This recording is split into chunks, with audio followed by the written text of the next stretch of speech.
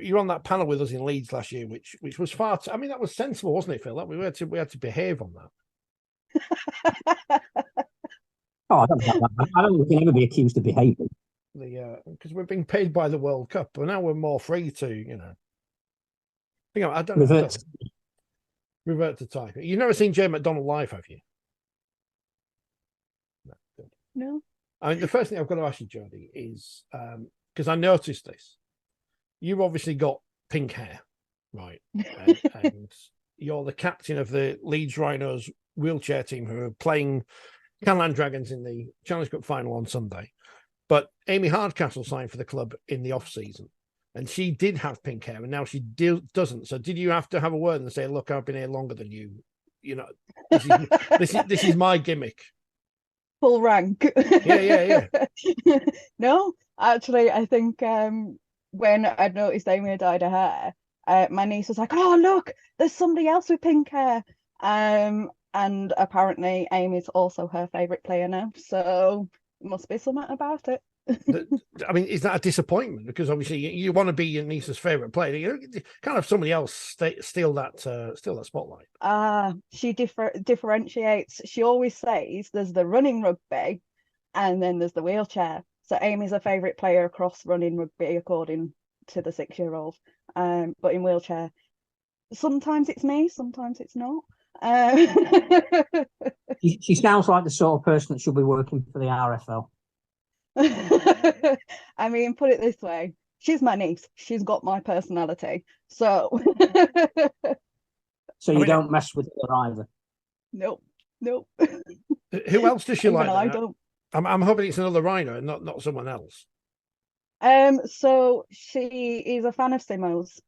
So she was very disappointed when Simo decided to retire. She is a fan of Vez's. She don't like Halliwell. She says she really don't like him. She's got such taste.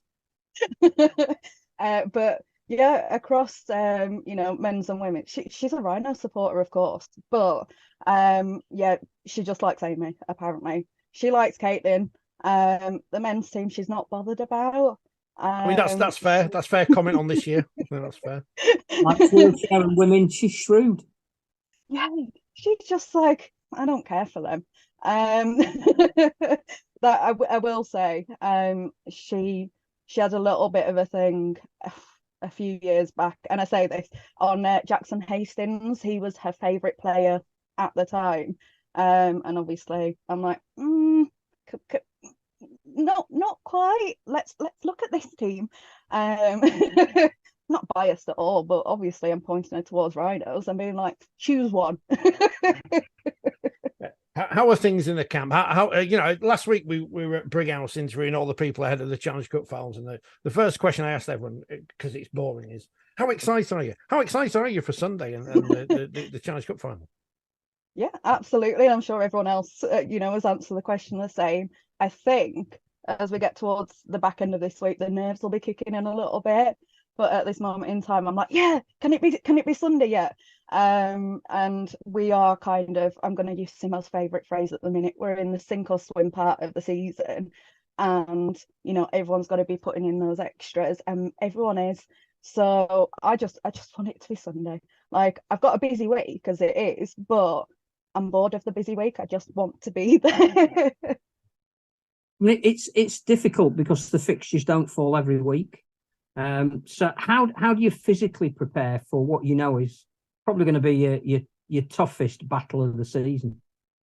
I mean, first of all, I'll say I messaged my supervisor yesterday and I was like, I'm going to need Monday off. Regardless of the result, I'm going to need Monday off.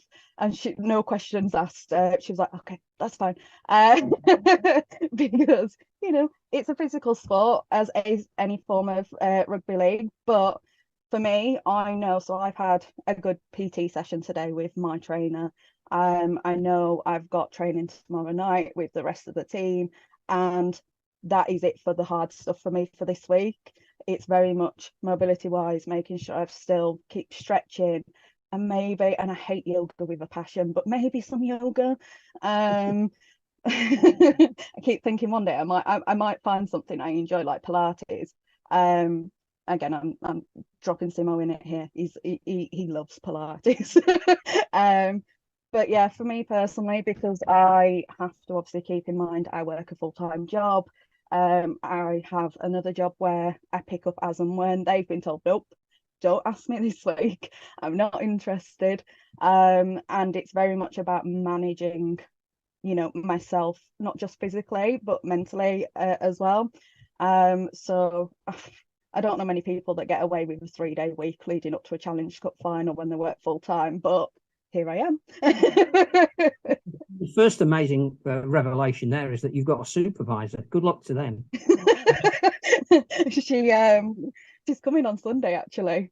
So I think. I mean, we look back at last year's game, and the first thing is the Dragons play a slightly different style to anybody else you play. I mean, clearly there is an element of them that play at Halifax, and that gives them an edge. But the Dragons themselves are a very physical proposition in terms of they're aggressive, aren't they?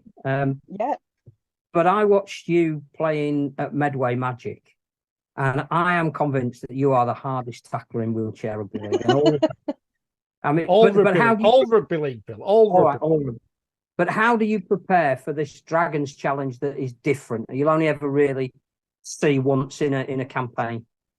Yeah, I mean, the thing is, you can't prepare for the physicality of it. Like, I am very much aware that we are all players that are going to put our bodies on the line regardless. Last year when we played them in Challenge Cup final, there was a few of us that came out injured. Myself and Simo were joking about being stuck in bed for a couple of weeks after. But yeah, no, yeah, I wouldn't have it any other way, if I'm honest. Like, I'm looking forward to it, and I'm not. Don't get me wrong, within wheelchair rugby league, there are very physical players who, play aggressively, tackle aggressively, and I love it. However, it's a completely different element having Catalans Dragons, because the game in France is that much more physical. And I think it took me a second last year to go, oh, fending's a thing. To the point where at one point in the game, I think Gilles tried to fend me off and accidentally hit the chest area and was apologising very, very quickly in French. And I'm going, rugby league, innit? To which he had no clue what I was saying. My accent gets very black country at that point. So, it's one of those things, and it's I think anybody that comes into rugby league as a sport expects some kind of physicality. But for me, playing against all the teams I've played against in the last 15 years, I hate saying 15 years, it's one I look forward to before it happens. Afterwards, I have a little bit of a pity party for myself for a few days until I can move again. But I wouldn't have it any other way. Are you glad then you only have to face them once a year in the challenge? They're not in the league as of yet. Who knows what's going to happen in the future? Are you glad we only have to play them once a year? I mean, it's twice if you count the festival, and even then that was a 10-minute game, and I was like, oh. I think that was our second game of the festival. But do you know what? Part of me is glad, but at the same time, I love the fact that that's what they bring. And I hate bringing the fact that I'm a female in the sport, but I love the fact they don't treat me any differently, and they're just going to go out and, smash me as hard as they would in my chair, throw me out. They don't care. And that's good, because I don't care either when I go and hit them hard. So we like to talk about and build up rivalry. It's the staple diet of any sport, and it's going to get us column inches outside of people that are devotees. And this English-French rivalry, it started with the Challenge Cup last year.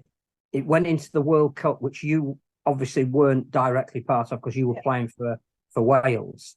Can you see how for this game they are really set out for revenge and redemption, and will do anything they can to turn the table?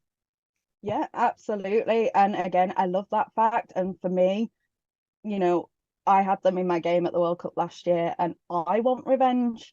So it's one of those. It works on both sides, but they're going to be gunning for us because they want a victory over an English team. It doesn't matter whether it's England. It doesn't matter whether it's Leeds Rhinos. I think there's a game happening with Halifax Panthers and Catalan in a couple of weeks.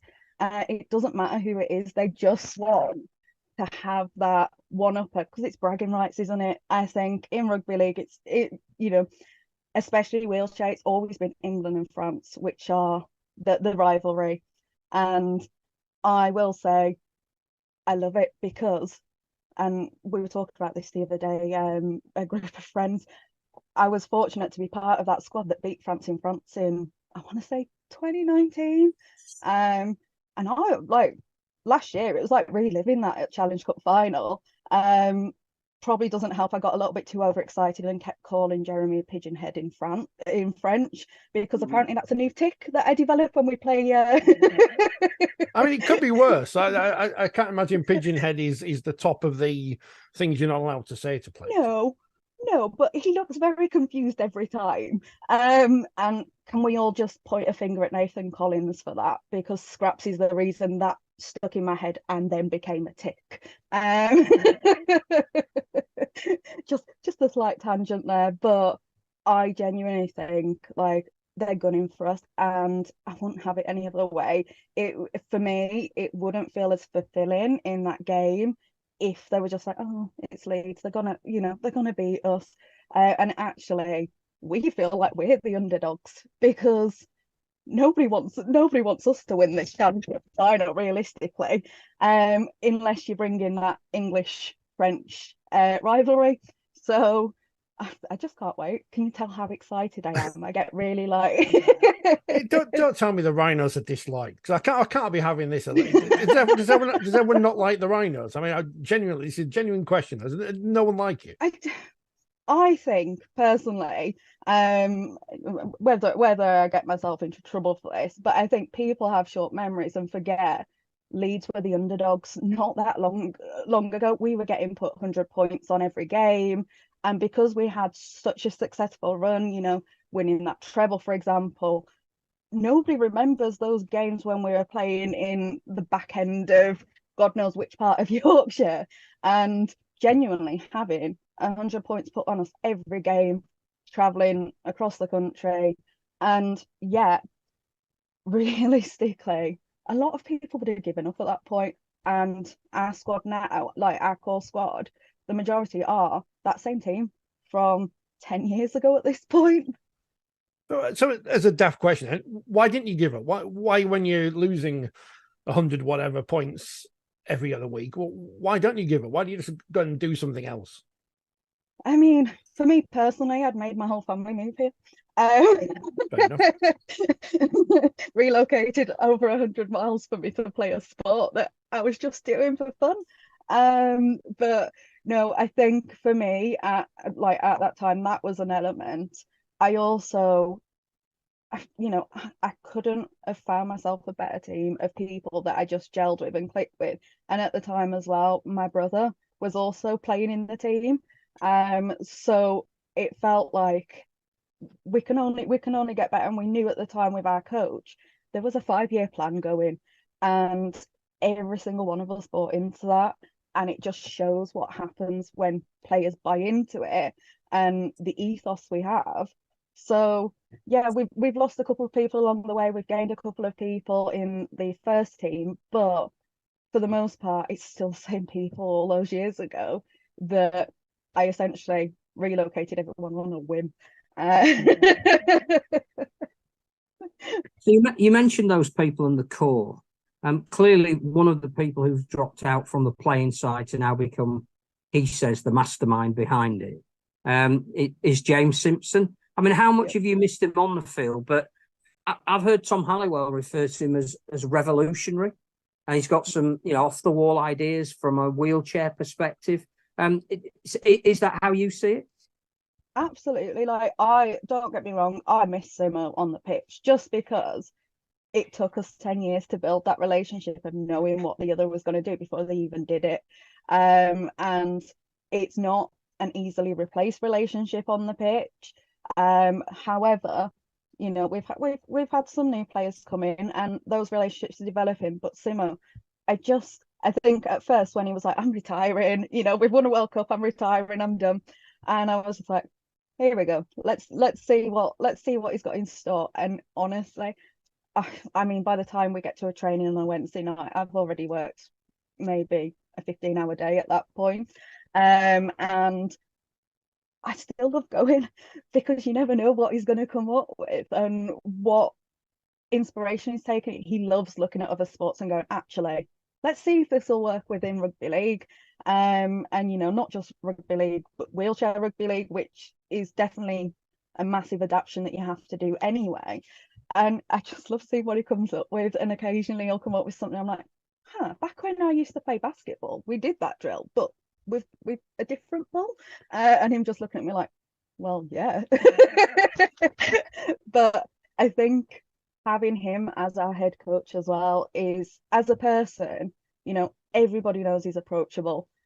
He's the most down-to-earth person. But I know if I have any issues, whether it's rugby related or not, unfortunately, Simo's probably the one that gets the message. But it's his enthusiasm. I have never come across anybody so enthusiastic, not just for the sport, but for this team and what this team can do. And it's not just the Super League team, our development team, seeing where they started from all those months back to where they are now.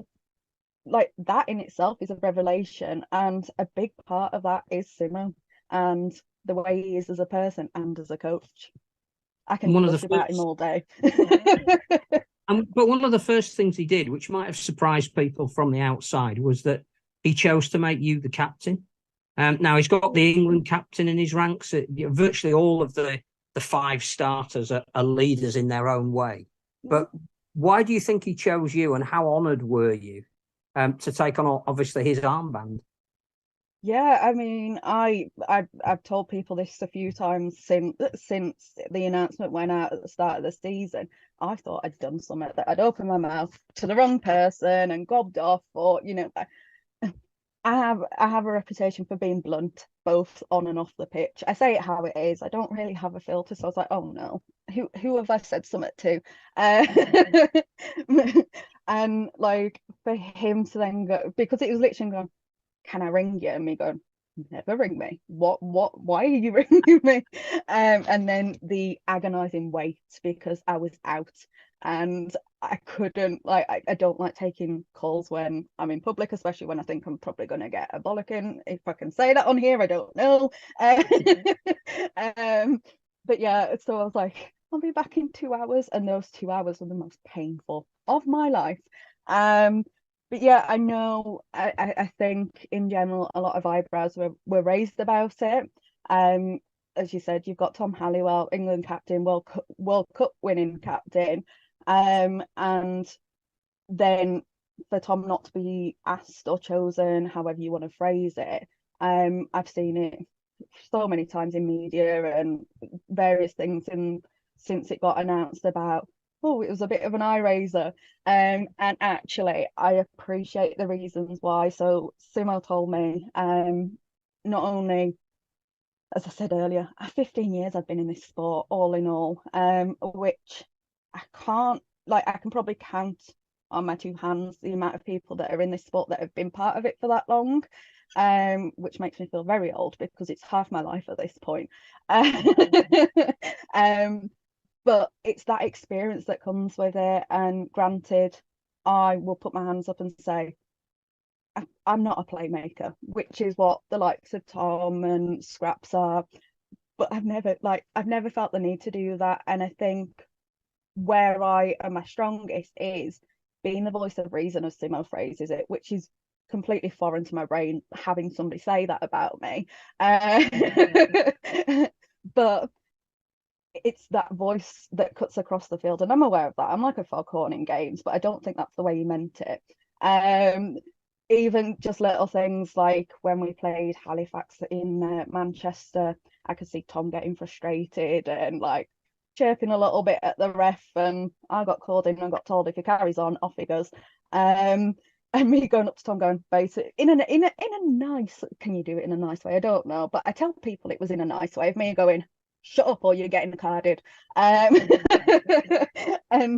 it's, I think, I don't know whether it's the face, the look I give or what. I'm aware I have a game face, so that might play a part. But it literally was, and I'm condensing it very, very much there. I mean, essentially saying that with a little bit extras added on. And my last words to him before we continued were, make them pay for it. You're getting frustrated. Show them what you can do with that. And he went and pretty much made a good break and scored. And me going, see, I told you, if you keep your gob shut and play the game, which I saw something recently actually where he was like, his biggest secret was he likes to suck up to refs, and I'm like, are we in the same game? But I think I was talking to Ewan earlier today, and we were just nattering, and I said, I forget how old I am compared to the rest of the squad, really. There's a bit of a, Simo was the closest in age, and I'm not going to say his age because I can't remember it, but he was older than me. But I think there's 34. 34. He's 4 years older than me though. So I'm pretty sure I said 36 earlier to Ewan, but yeah, I'm not good with ages. I've got a neuro condition. That's my excuse. So we were talking, and like I'd said, it's weird because I don't think about it in terms of ages.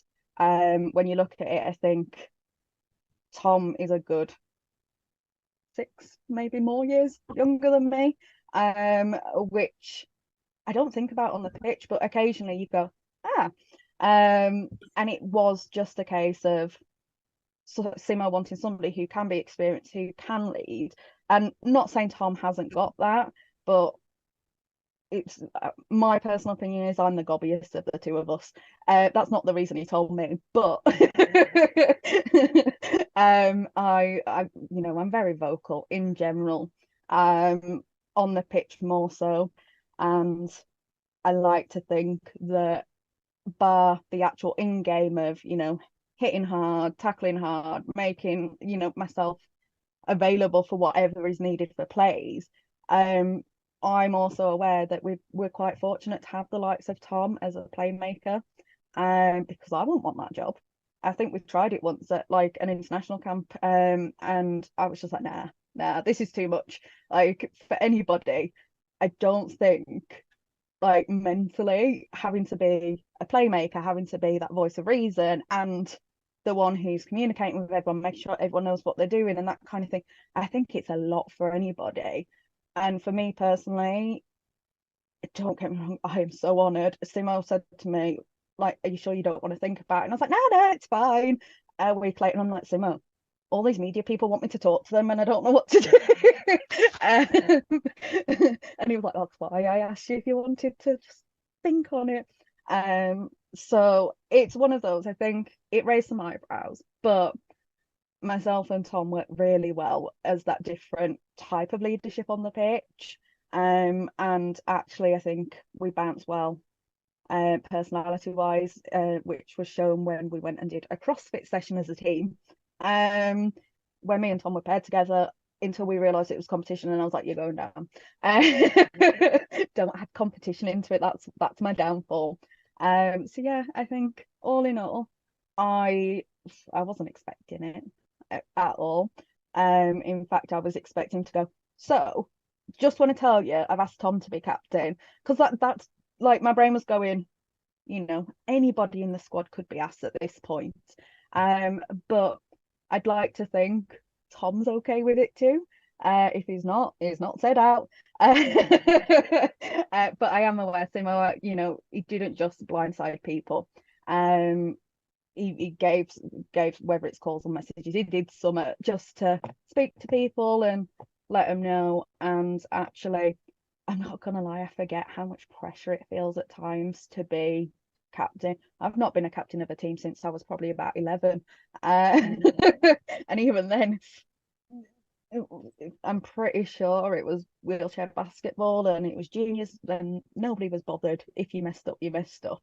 Whereas I feel a sense of a little bit of weight on my shoulders at times because I feel like we have to present a certain way. And I'm getting used to it. I mean, the season's nearly done and it's took me this long. So if Simo goes next season, by the way, I'm naming someone else as captain. I think my brain's going to be like, but I've just got used to it. Why would you do this? So you're effectively Kevin Sinfield to Tom's Jamie Peacock. That worked. Yeah, essentially. In fact, I'm pretty sure that was a comparison, as I said, when I was having a chat with you and about stuff earlier. That was pretty much the comparison he made when we were talking about like different playing styles and leadership styles and all that stuff. Because obviously everyone's really at the point now where we just want to get in, hit hard, do what we need to do, and realistically come out with a trophy on Sunday. Like I don't care about anything like any other game at this moment in time. And somebody asked me last week, they were like, oh, so you think it last week, whenever Medway Magic was, can you tell my brain doesn't work with dates great either. And they asked me, oh, so you think about Challenge Cup? And I was like, mate, we've got games. Like I've got to go to Kent to play games before I think about Challenge Cup. And as you touched on earlier, Phil, you know, it's hard because we're not playing every weekend. And don't get me wrong, there was a time where that was the case and it was hard then too. So it's finding that fine line, I think. But up until Medway Magic was done and we knew what was going on, like what our plans were for the Challenge Cup, I didn't want to think about it because it was scaring me. Because if I start getting distracted on that, I'm not going to perform how I want to perform in anything that's in between that time. So yeah, it's definitely hitting me now that we're not that many days out.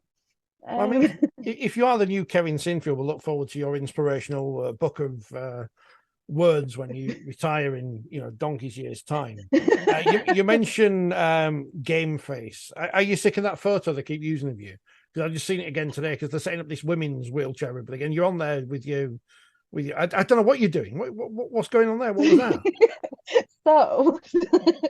So my 6-year, and I have to get used to calling her 6 because she's just turned 6. My 6-year-old niece was at that game because that photo was taken at Manchester against Halifax. And we have this thing, if she's at my game at the end, we kind of do a psychotic smile to each other. And I mean, she has to see my game face in person. I mean, she sees my game face a lot of the time and she's not bothered by it. So that was like our next step of joking about. And when I realized that photo had been taken, I'm like, oh no, this is going to haunt me. And it's been, so I found out it had been used in the Challenge Cup programme at Wembley the other day. First of all, I wanted to cry when I saw the picture. Then I started laughing about the caption Hot Wheels. And then the Hot Wheels advert from when I was a kid started playing in my head, which is not fun because my brain stuck on it for a few days. And then this that's gone out about the women's event prior to the Challenge Cup. I was asked for some photos that I would prefer. I assumed it was for this. And I was asked to provide some of my favourite photos of myself. So there were some from the World Cup advert that we shot, which, battle ropes in a wheelchair, worst decision I ever made. But there were some from Leeds games and all that. And I assumed one of those would be used for whatever was going out. And somebody actually sent it me on Snapchat today and went, and literally that voice note of that laugh. And then one of my teammates said, I'm going to make sure this photo never disappears. After I went, I despise that photo. I it's rare for me to I think because I'm so much in game face in games that I forget there's still cameras at the end of games. So when my niece is there and we do stupid faces and that slightly psychotic smile, I forget and I don't pay attention to the camera. Fun fact, by the way, at that game, apparently she was my daughter. Blew my mind afterwards because I looked at my phone once we'd left, and I was like, everyone's going, why have you not told us you've got a daughter? Like, when, how, who? And I'm like, what? So essentially I finished, give her that look, got sorted in the changing room, got my phone and saw all these messages, went back out and was like, your mom's gonna kill me, child. And I was like, and then when all the photos started coming out, I'm like, I'm no. And since then, believe it or not, she's not been to a game, so I haven't done that face. But I'm pretty sure that, I don't know. I mean, I always say nobody knows how long they've got in them for this sport, because it depends on, as a disabled player, my conditions and how they progress. But as she said, potentially donkey's years, I'm going to be in, and I can guarantee the day I retire, that'll be the photo they use. I'll make sure of it. So Thanks, Phil.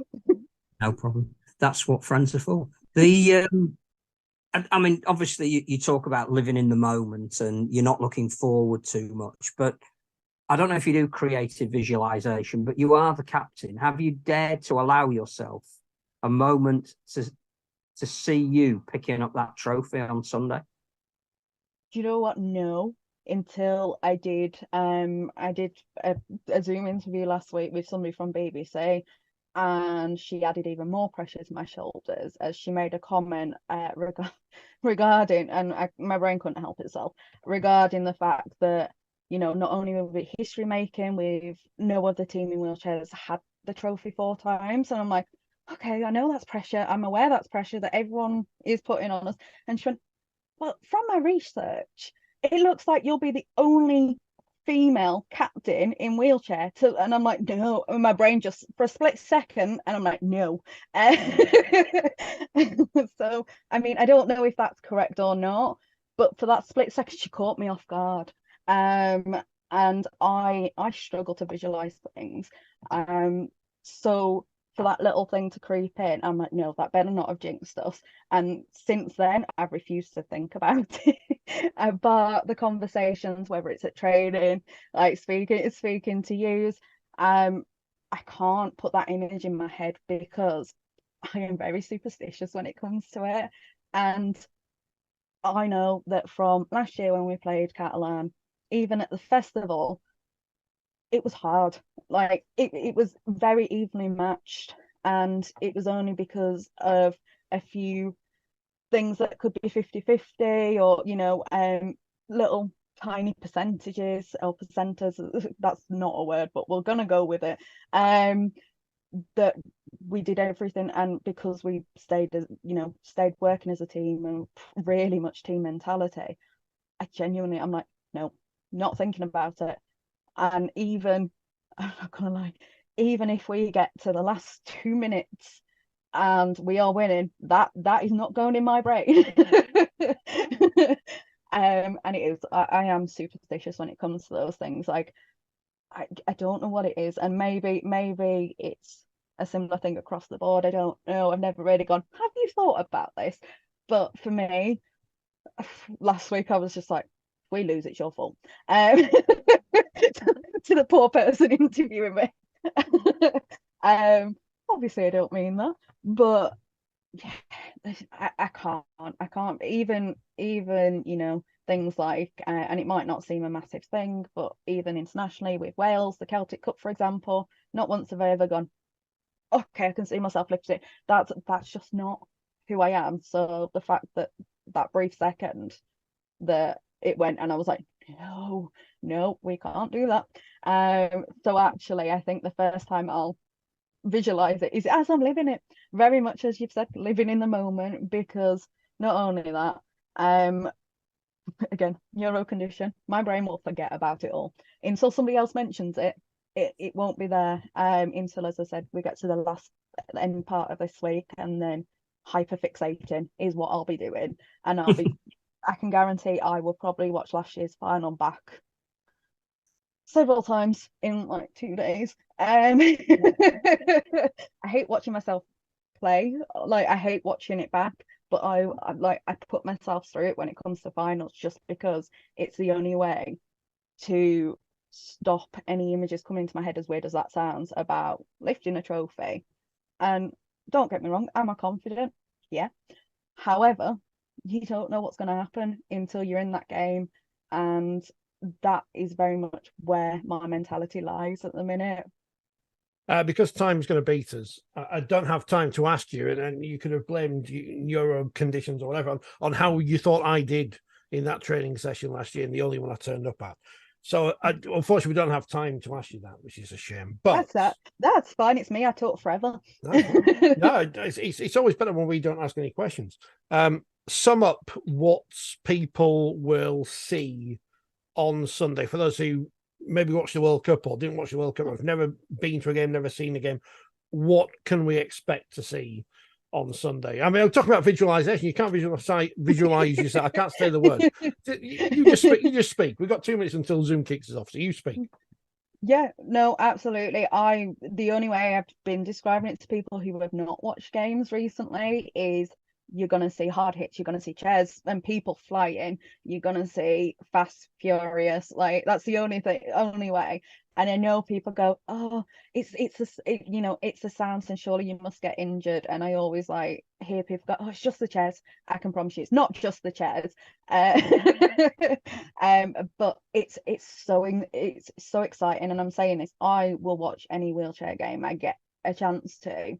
Obviously, schedule permitting, but I think we're planning to, me and my best friend are planning to get there early so we can watch a little bit of the game before us, and regardless of what level, it's going to be exciting, and you get to see from grassroots to Super League. What more can you want? Like, people hitting each other hard in metal chairs and nobody crying about it. Well, you won't mind if at the end of it a couple of Frenchmen are crying about it. I mean, I'm not gonna lie. Last year, when I turned around and saw Seb crying, it made me a little happy. Yeah. And I'm pretty sure he knows this. But it made my heart a little leap of joy. Until afterwards, when like I was like, oh, should I feel guilty? And then I was like, no. So I mean, I'm not gonna complain if there's some Frenchmen crying. But as I said, it's one of those, you're gonna take hits, you're gonna have impacts, and I know for me and my teammates, we are very much put your bodies on the line. Most of us just fight through whatever injury we get anyway. Whether that's good or bad medically speaking, I'm not saying anything. But that's the fun of it. It's going to kick us off, Jodie. So thank you for coming on. Good luck. No worries. Thank you. Phil will be cheering you on from Headingley. I'll be cheering you on from. I'm working, so I'm going to miss it. So I'll be sneaking a watch. But you'll come back on again. We've not upset you too much. Yeah, absolutely. Like, as you know, I'll talk forever. Yeah, well, we'll get you on for longer next time. That's good. Good luck. Fingers crossed. You. Smash some French people. You.